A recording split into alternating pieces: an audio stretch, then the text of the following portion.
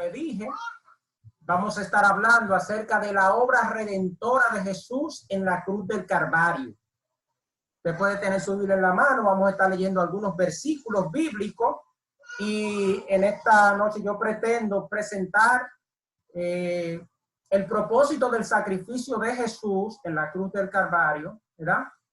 Y también hablar de lo que le costó a Jesús para que hoy nosotros pudiésemos tener el derecho de ser hijos de Dios. Anteriormente nosotros no teníamos ese derecho por causa del pecado, porque éramos pecadores y pecadores sin ningún tipo de derecho. Pero hoy tenemos el derecho, no por nosotros mismos, sino que tenemos el derecho por medio de Jesucristo de poder venir delante del Padre, ¿verdad? Entonces, quiero que vayamos al libro de Lucas, capítulo 23. Lucas, capítulo 23, versículo 13 en adelante. Leemos en el nombre del Padre, del Hijo y del Espíritu Santo. Dice así: entonces Pilato, convocando a los principales sacerdotes, a los gobernantes y al pueblo, les dijo: me habéis presentado a este como un hombre que perturba al pueblo, pero habiéndole interrogado yo delante de vosotros, no he hallado en este hombre delito alguno de aquello de que ustedes le acusan. Y ni aun Herodes, porque os emití a él, y he aquí nada digno de muerte ha hecho este hombre. Lo soltaré, pues después le castigaré. Y tenía necesidad de soltarle uno en cada fiesta, un preso en cada fiesta, mas toda la multitud dio voces a una diciendo: fuera con este, suéltanos a Barrabás. Este había sido echado en la cárcel por sedición en la ciudad y por un homicidio. Les habló otra vez Pilato, queriendo soltarle a Jesús. Pero ellos volvieron a dar voces diciendo: crucifíquenle, crucifíquenle. Señor, te damos gracias por tu palabra en esta noche. Y te pedimos que tú hables a nuestras vidas. Que tu mensaje, Dios mío, pueda cambiar nuestra manera de pensar si estamos errados con relación al sacrificio que tú hiciste en la cruz del Calvario.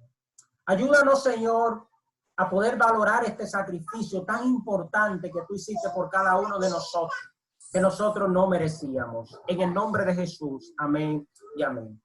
Bien, mi hermano, como les decía, es muy común que en estos días se hable por doquier, ¿verdad?, acerca del sacrificio de Cristo, ese sacrificio redentor que él hizo por cada uno de nuestros pecados.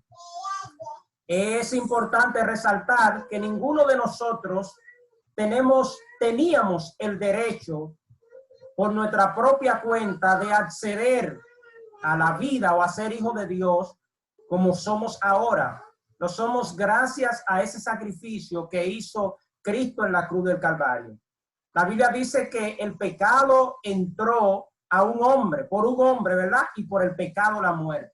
Adán, quien fue el primer hombre pecador, transfirió esa herencia genética espiritual a cada uno de nosotros, los seres humanos. Y por esa razón, todos nosotros somos pecadores. Nosotros no somos pecadores por el acto per se o por el acto en sí de cometer pecado. Nosotros pecamos porque somos pecadores por naturaleza. En pocas palabras, el pecado que nosotros hacemos es producto de nuestra naturaleza pecaminosa. Esa naturaleza pecaminosa que heredamos por causa de nuestra desobediencia. Entonces hay una gran diferencia entre una persona que no conoce a Cristo y una persona que conoce a Cristo. Somos pecadores ambos. La única diferencia es que unos son pecadores practicantes del pecado porque no son redimidos, y otros somos pecadores no practicantes del pecado, sino redimidos. Por eso somos pecadores arrepentidos, ¿verdad? Y nosotros no somos santos porque por nuestra capacidad, por nuestra fuerza. Nosotros somos santos por medio del sacrificio que hizo Cristo en la cruz del Calvario. Así que el libro de Romanos dice que todos nosotros pecamos y estamos destituidos de la gloria de Dios. El pecado representa separación. Y el pecado es todo aquello que atenta en contra de los buenos principios de Dios establecidos a la luz de la Biblia. O sea que todo aquello que contradice los principios y los estatutos que Dios ha establecido a través de su santa palabra, eso se llama pecado, ¿verdad? Y Dios está en enemistad con el hombre por causa del pecado. El pecado nos ha dividido de Dios. Entonces no había un hombre que pudiera defender su propia causa. En el derecho, si tú algún tipo de infracción en contra de la ley, tú no puedes ser tu propio abogado porque tú estás siendo acusado por algún tipo de delito. Tú necesitas buscar a alguien que esté en pleno oficio y que esté en libertad, que no esté acusado por otro delito para defenderte. Entonces nosotros los seres humanos no podíamos redimirnos a nosotros mismos porque sencillamente el pecado habitaba en nosotros o habita en nosotros. Pero no había ningún ser humano desde el inicio de la creación hasta el tiempo en que Jesús vino, no había ningún hombre que tuviera la capacidad, un hombre totalmente santo, que pudiera morir por la humanidad para redimirlo de la maldición del pecado. Porque el pecado es una maldición que está en el corazón, en la vida del ser humano. Pasaron muchos hombres en la historia, hombres extraordinarios como Abraham, como Noé, como Elías, como Moisés, hombres extraordinarios que Dios lo utilizó para, de alguna manera, allanar el camino de el que había de venir, que era Jesús. Pero ninguno de ellos estuvo libre de pecado. Todos tenían pecado. Por eso ninguno tenía la capacidad de redimirlo. Ahora, eso llevó a una segunda opción, o llevó a la opción que estuvo planificada desde antes de la fundación del mundo.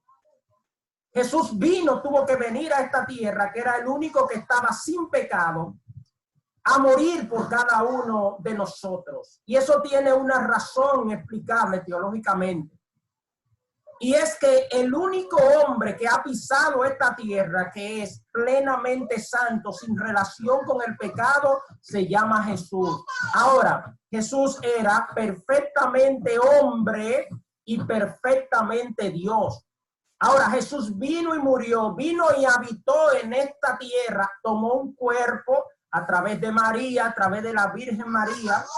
Él vino, tomó un cuerpo.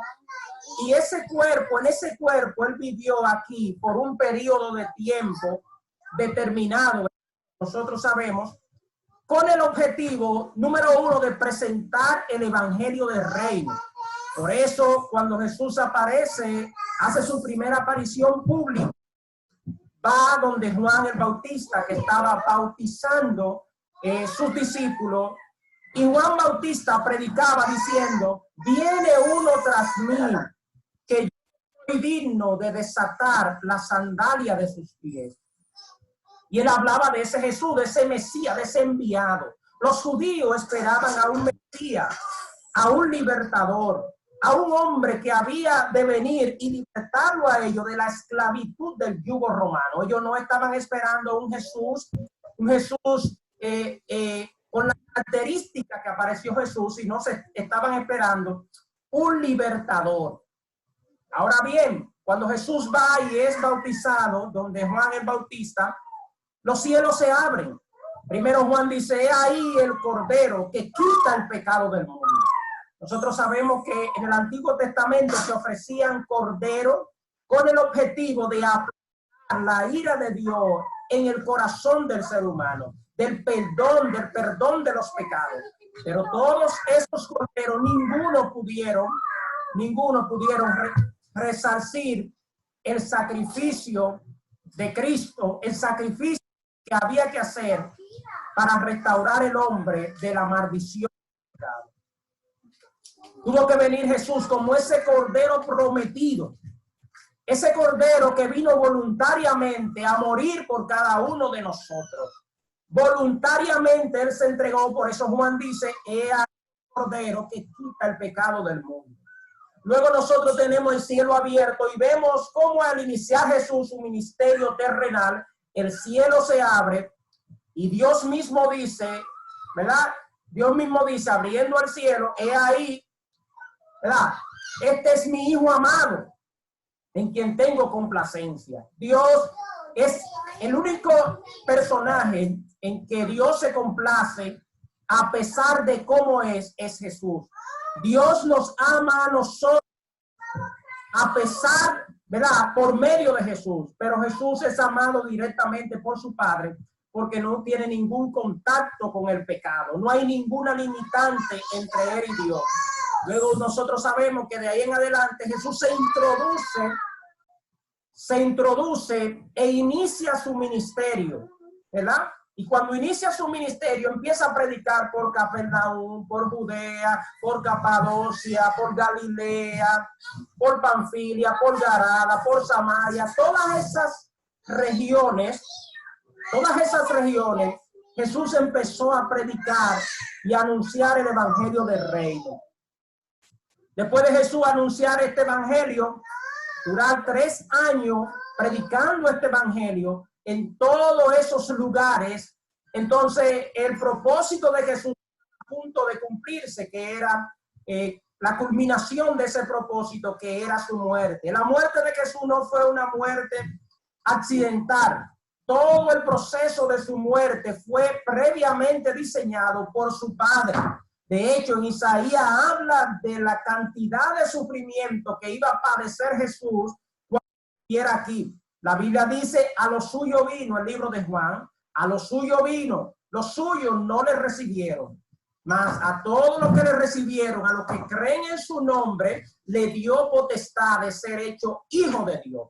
Ese fue uno de los propósitos por el cual Jesús vino a esta tierra a morir. ¿Para qué? Para hacernos hijos de Dios, devolvernos esa identidad que habíamos perdido. Nosotros éramos hijos bastardos, sin derecho, pero por medio de Jesús somos nuevamente injertados al árbol genealógico de Dios a través de Jesucristo, a través del sacrificio de Cristo en la cruz del Calvario. Ahora, cuando Jesús viene a esta tierra, se encuentra bajo un contexto o bajo un escenario, ¿verdad? Que no era tan fácil introducirse. Cuando Jesús vino, encontró 3 grandes sociedades opuestas una de otra. Por ejemplo, Jesús viene a este mundo e inicia su ministerio en tiempo en que predominaba el gobierno del Imperio Romano. Los romanos, su característica era que eran extremadamente orgullosos porque gobernaban el mundo de su entonces. Eran los dueños de todo lo que se hacía en ese entonces. Entonces, a los romanos, los latinos, esos romanos, no les importaba el mensaje de Cristo. Para ellos eso no tenía ningún tipo de sentido. Por eso, los romanos, para los romanos Jesús era un profeta cualquiera, sin ningún tipo de importancia. Jesús se encontró también con la sociedad de los griegos. Los griegos en ese momento eran personas orgullosas, extremadamente orgullosas, por ser los educadores del mundo del entonces. En ese momento en que Jesús estaba aquí, el idioma oficial era el griego. Por lo tanto, los griegos tenían un orgullo y ellos gozaban su orgullo.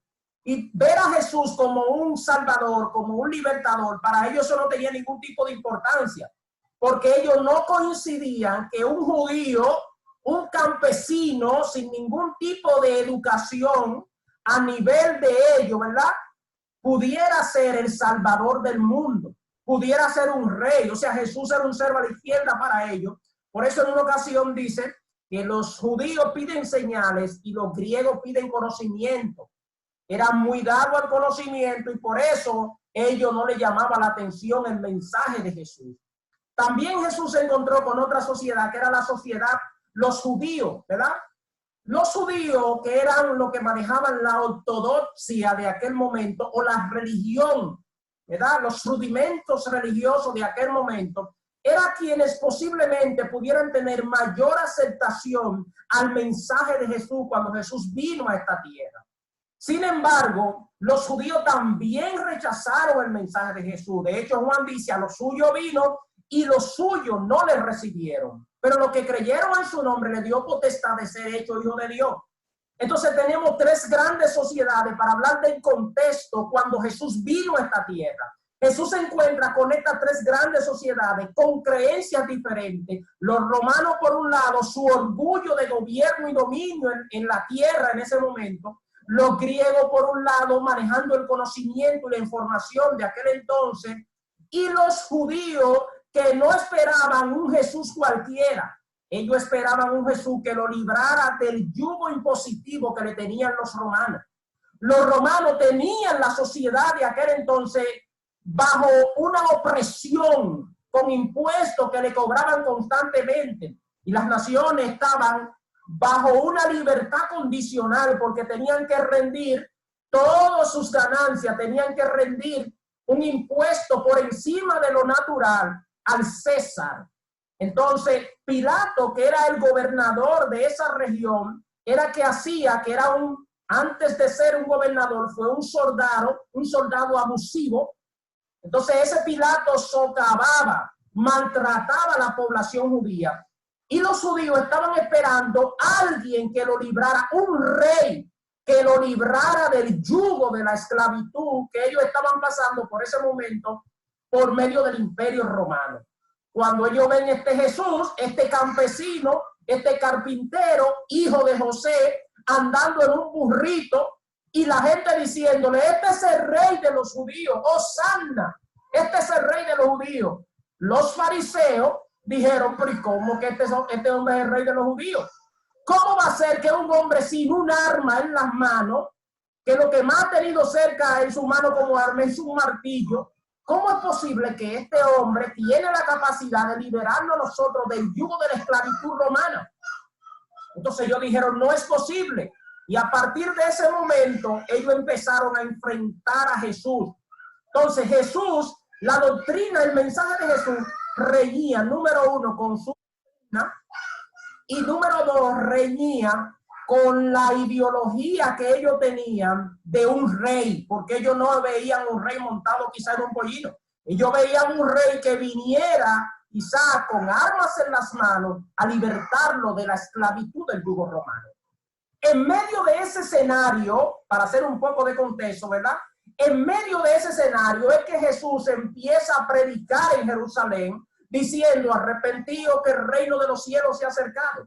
Imagínese usted si era fácil para Jesús transmitir el mensaje que él trajo del cielo en una sociedad que estaba totalmente opuesta al mensaje de Dios.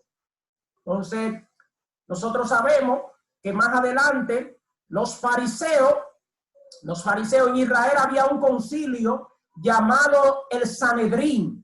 El Sanedrín estaba compuesto por los fariseos, por los saduceos y por los escribas. Era un concilio de 70 miembros y uno más que era el sumo sacerdote. El sumo sacerdote era el número 71 y más abajo tenía 70 miembros que estaban compuestos por fariseos, escribas y saduceos. Los escribas eran las personas que escribían la ley. Los saduceos eran los sacerdotes descendientes del sumo sacerdote Sadoc. Y los fariseos fue un grupo que emergió en el periodo intertestamentario, o sea, el tiempo entre el Antiguo Testamento y el Nuevo Testamento. En ese periodo de tiempo, en ese lapso de tiempo, que hubo un periodo de silencio de aproximadamente 400 años, en ese momento surgió esta clase religiosa llamada los fariseos, con el objetivo de preservar los valores y los principios de Dios, ¿verdad? Inicialmente los fariseos no eran malas, eran personas santos y entregados y dedicados al servicio de Dios. De hecho, le llamaban los apartados. Eso es lo que significa fariseo, apartado. ¿Por qué? Porque eran apartados del mal y representaban la ortodoxia, la religión y todos los rudimentos que se hacían que ya se había establecido en la ley. Ahora, ¿qué sucede? Al pasar del tiempo, ellos se empezaron a ver la ley y le dieron más importancia a la ley que al espíritu de la ley. Por eso la Biblia dice que la letra mata, pero el espíritu vivifica. Ellos valoraron más la letra. De hecho, le agregaron a la ley 575 adendos, ¿verdad? 575 cláusulas añadieron más a la ley para cargar a la gente. Entonces la gente estaba oprimido por los fariseos. Cuando Jesús llega y empieza a predicarle a la gente su mensaje, la gente dijo, oh, pero este mensaje, especialmente las personas más pobres, aceptaron el mensaje de Jesús. Otros no, la mayoría no. Y los fariseos, el Sanedrín, se reunió e intentaron quitarle la vida a Jesús, ¿verdad? Dice la Biblia que Jesús estaba orando en el huerto de Getsemaní. Cuando él oraba en Getsemaní, entonces la Biblia dice que Judas, que el diablo se le había metido, dice literalmente, que el diablo se le había metido a Judas. Entonces Judas buscaba la forma de cómo entregar a Jesús. Cuando llegó el momento, Judas vendió al maestro. Y al vender al maestro, el maestro fue apresado y fue llevado frente al gobernador de turno, que era Pilato. Cuando Pilato examina a Jesús, Pilato se da cuenta que no hay ningún tipo de culpa en Jesús. Y dice, pero este hombre no tiene ningún tipo de culpa. Y lo manda donde Herodes el tetrarca, ¿verdad? Tetrarca es un título para referirse a gobernador. Tetrarca significa gobernador. Entonces, Herodes recibe a Jesús y empieza a analizarlo y se da cuenta que no hay ningún tipo de culpa. Ni Pilato ni Herodes encuentran ningún tipo de culpabilidad en Jesús. Y le dicen a los judíos, pero este hombre no es culpable. No encuentro ningún tipo de culpa. Lo voy a azotar y luego lo voy a soltar. Y ellos dijeron, no, crucifíquenlo, crucifíquenlo, gritaba la multitud. Entonces Pilato, viendo que no encontraba ningún tipo de culpabilidad en él, agarró un preso. En la Pascua se acostumbraba a soltar un preso. Entonces Pilato buscó el preso más malo, buscó a Barrabás. Barrabás fue un revolucionario que pertenecía a un grupo llamado los Zelotas. Los Zelotas fue un grupo izquierdita que quería derrocar al Imperio Romano, ¿verdad? Entonces él había levantado una sedición. Una sedición es como crear un grupo para desestabilizar el gobierno. En este caso, para desestabilizar el imperio romano, que era quien gobernaba en ese momento, con Pilato a la cabeza en esa provincia. Entonces, él le dice, miren, elijan uno de los dos. Y ellos dicen, no, crucifiquen a Jesús y suelten a Barrabás. Ellos prefirieron escoger un asesino revolucionario, un abusador, antes de escoger a Jesús, que había venido a salvarlo a ellos de la esclavitud del pecado, porque ellos estaban esperando a alguien que lo libertara de la esclavitud humana y no de la esclavitud espiritual. Hoy la sociedad está a sí mismo, esperando la sanidad, la liberación humana, física, pero no le da importancia a la liberación del alma, ¿verdad? Entonces, Dios está más interesado en la salvación y en la liberación del alma del ser humano. Dice la palabra de Dios que soltaron a Barrabás, y cuando soltaron a Barrabás, la gente no se quedó quieta. Siguió gritando, crucifíquenle, crucifíquenle. En el pretorio era una especie era una especie de corte libre, porque los juicios eran al aire libre, ¿verdad? Que todo el mundo podía verlo, pero los judíos no podían entrar a ese lugar porque ellos se sentían contaminados si entraban a ese lugar. Entonces ellos voceaban de lejos, crucifíquenlo, crucifíquenlo, crucifíquenlo.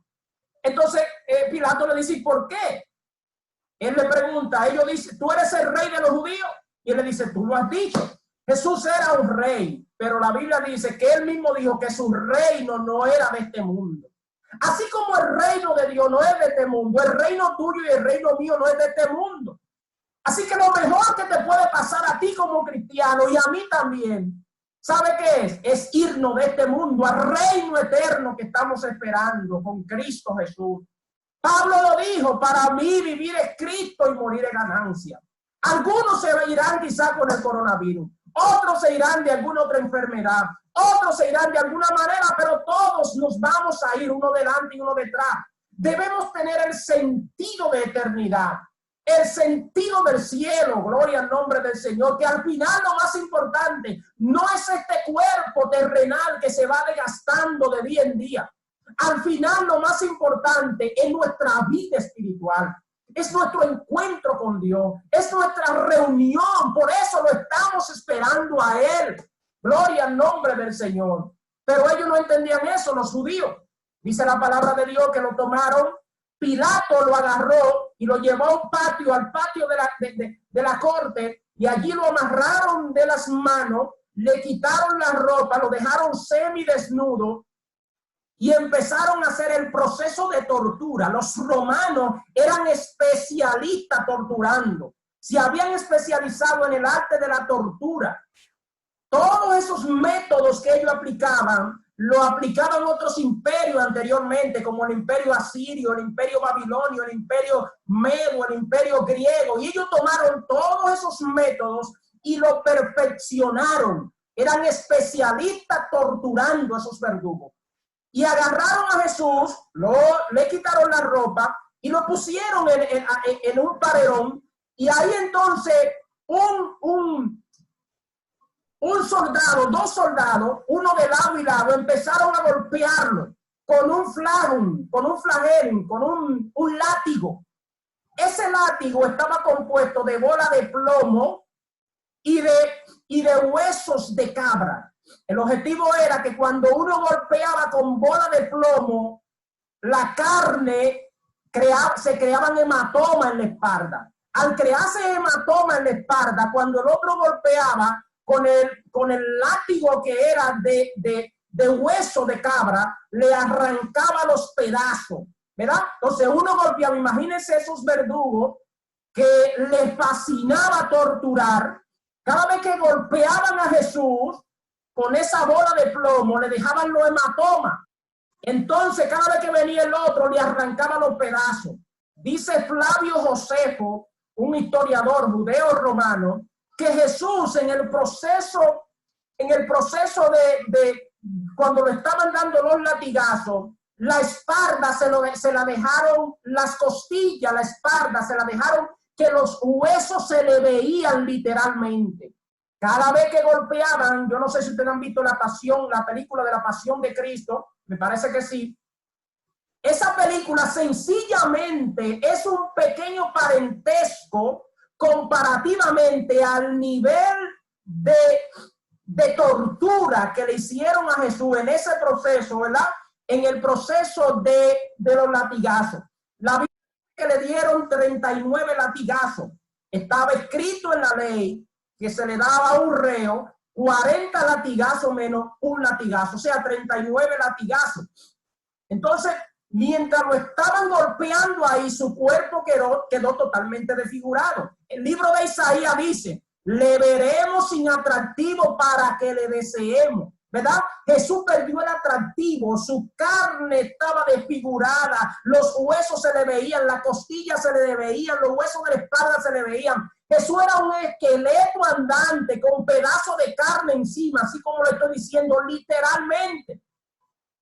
Isaías lo describe de esa manera, le vamos a ver, pero sin ningún atractivo para lo que le deseemos. Lo que le está diciendo es que la tortura iba a ser tan grande que su cuerpo no iba a tener ningún tipo de atractivo de cuerpo. Gloria al nombre del Señor. Luego de esos 39 latigazos, le pusieron una corona de espinas. Cuando le pusieron esta corona de espinas, Jesús había perdido sangre constantemente. Estaba a punto quizá de dar un infarto, porque la pérdida de sangre constante sin tomar agua son acelerados, ¿verdad? Y esa presión emocional, Jesús llegó a un punto extremo. Todo eso Él lo hizo por nosotros. Incluso por esos dos verdugos que lo estaban golpeando, por esos dos verdugos, Jesús aguantó esos latigazos. Porque al final ustedes saben cómo Él termina. Perdónalo, porque no saben lo que hacen. Entonces, luego de eso, ellos toman una corona de espina y se la ponen en la cabeza. Le ponen esta corona de espina en la cabeza era una forma de burla. Como él decía que era rey, ¿verdad? El enviado de Dios. Si tú eres rey, vamos a ponerte esta corona. Y le ponían esa corona y se burlaban de él. Le dieron una caña en la mano en símbolo de un báculo. Los reyes tenían un báculo, ¿verdad? Para dar órdenes. Entonces le dan ese báculo, esa caña, para burlarse de él. En pocas palabras, si tú eres un rey, ¿por qué entonces tú no te libras a ti mismo? Entonces le pusieron una corona de espinas. Yo me imagino esa corona de espinas traspasándole las sienes. La Biblia dice que le arrancaron las barbas literalmente. Los judíos por cultura tienen barba en todos los lados. Le arrancaron las barbas literalmente. Y le golpeaban en la cabeza con la caña, le daban golpe. Imagínese la condición que se encontraba Jesús físicamente en ese momento. Imagínese por un momento el sufrimiento tan inmenso que estaba cargando Jesús en ese momento. Mientras la multitud decía, mátenlo, azótenlo, crucifíquenlo. La presión emocional ligada con la presión física de esos latigazos que le estaban dando, el cuerpo de Jesús estaba a punto de estallar. Pero todo esto él lo sufrió por ti y por mí. Nosotros podemos honrar ese sacrificio. Decir, en este momento nosotros podemos decir, suelten a Barrabás, suelten a Jesús con nuestras vidas. Él murió esa vida. Él murió para que nosotros podamos tener vida. Mira, Él vivió tu vida, vivió nuestra vida para que nosotros podamos vivir la de Él. Por eso el apóstol Pablo dice, ya no vivo yo, vive Cristo en mí. Gloria al nombre del Señor. Luego que le pusieron esa corona de espinas, le pusieron un madero en sus espaldas que pesaba aproximadamente 92 kilos. Imagínense, estamos hablando de un hombre que viene de ser golpeado, torturado con 39 latigazos, le arrancan las barbas, lo han golpeado, le ponen una corona de espinas en la sien, lo golpean en la cabeza con una caña y luego entonces le ponen un madero de 92 kilos de espalda. Imagínense que la espalda de Jesús estaba, los huesos se le veían, era hueso con madera. Cada vez que eso daba en el cuerpo, en el esqueleto, ¿verdad? De el dolor tan inmenso que estaba padeciendo tu Salvador y mi Salvador. Gloria al nombre del Señor, aleluya. Esto es extraordinario, hermano. Extraordinario el sufrimiento tan inmenso que padeció Jesús por cada uno de nosotros. Dice la Biblia que tomó el madero y fue rumbo al lugar de la carabela, al lugar del Gólgota. ¿Verdad? Le llamaban carabela porque había un lugar, ese lugar estaba, la forma física parecía una carabela, ¿verdad? Por eso le llamaban el monte de la carabela. Allí, cuando están allí en la cumbre, lo ponen en la cruz y le incrutan en sus manos clavos de 11.5 centímetros que traspasaron sus manos, que traspasaron sus piernas. Imagínense en ese madero y la gente burlándose de él. Allí estaba tu rey y mi rey aguantando en silencio por ti y por mí. Fue por ti que lo hizo. Él no nos necesita a nosotros. Es bueno que usted sepa eso. Él no nos necesita a nosotros. Es bueno que usted lo sepa. Nosotros lo necesitamos a Él. Porque Él sin nosotros sigue siendo Dios. Nosotros sin Dios somos absolutamente nadie. Bendito el nombre del Señor. Cuando Jesús estaba en la cruz, allí en aquel madero, la gente se burlaba. La cruz, la muerte de cruz, era la muerte más horrenda de los tiempos bíblicos, en los tiempos de Jesús. Los romanos habían diseñado, habían perfeccionado este método ¿verdad? Con el objetivo de hacerlo, de implementarlo para aquellas personas que se levantaban en contra del imperio, para los asesinos, ¿verdad? Y era una forma pública, por eso lo ponían en un monte que estaba a la afuera de la ciudad, para que todo el que pasara viera literalmente ese hombre. Era una vergüenza, lo crucificaban desnudo, una vergüenza. Era un maldito, dice la Biblia, maldito todo aquel que es colgado en un madero. Jesús se hizo maldito para que tú puedas ser bendito, para que tú y yo podamos ser benditos. La gente que pasaba meneaban la cabeza, se burlaban de él y decían, este hombre no di que era rey, no di que es Dios, que se baje de la cruz, que se baje. Y uno de los ladrones decía, pero este que le desbarata el templo en 3 días. ¿Y por qué entonces él no puede levantarse y levantarse de esa cruz? Sin embargo, Jesús hacía silencio. Jesús hacía silencio y uno de los ladrones se burlaba. Y uno de los ladrones, en medio de esa angustia, seguía burlándose de Jesús. Y uno de ellos dijo, Señor, acuérdate de mí cuando estés en tu reino. Porque Jesús solamente está buscando corazones contritos y humillados. Dios está buscando gente que esté dispuesta a servirle. Gloria al nombre del Señor. Y Jesús le dijo, hoy, a partir de hoy, estarás conmigo en el paraíso. Ese fue el hombre que estuvo más cerca de la muerte, más cerca del infierno, y se salió de las garras del infierno en fracciones de minutos. Allí estaba Jesús padeciendo en la cruz del Calvario, con sus manos hacia arriba, con los pies hacia abajo, con los pies en un pequeño madero.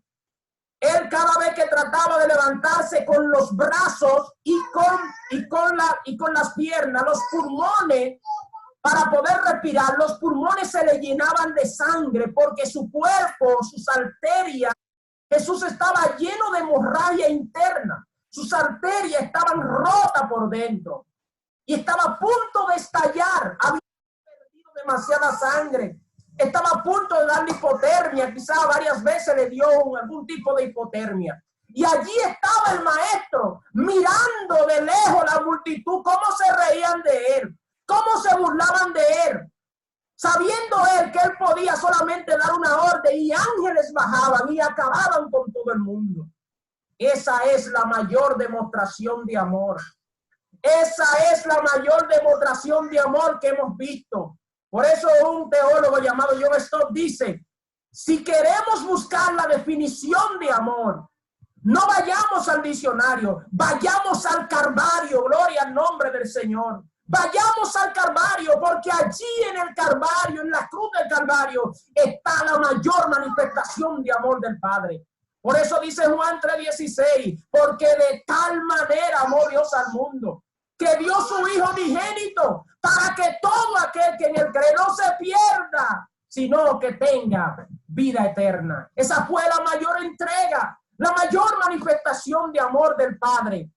Y mi pregunta es a ti, la pregunta, gloria al nombre del Señor, ¿qué vamos a hacer nosotros? Después de esta manifestación de amor tan grande, ¿qué vamos a hacer nosotros? ¿Cuál es nuestra responsabilidad? Ya no tenemos que morir literalmente para ser salvos ni para salvar a otro. Pero la Biblia dice que el amor está en aquel que pone la vida por su prójimo o por otro. ¿Y qué es poner la vida por otro? Por el primero que tenemos que poner la vida es por Dios, por Jesús que murió por nosotros. ¿Y cómo ponemos nuestra vida? ¿Verdad?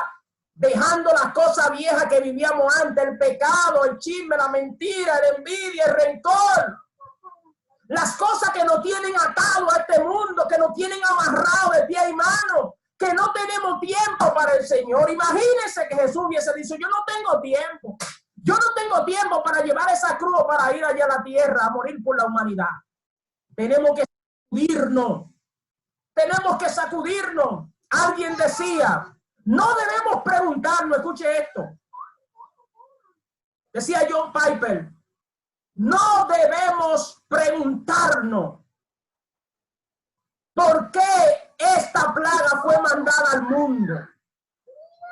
No, esa sentencia está dada en la Biblia. Lo que debemos preguntarnos es, lo que sí debemos preguntarnos, hermano, es ¿por qué Dios también permitió que nuestras iglesias a nivel mundial sean cerradas? ¿Por qué? Eso debemos preguntárnoslo.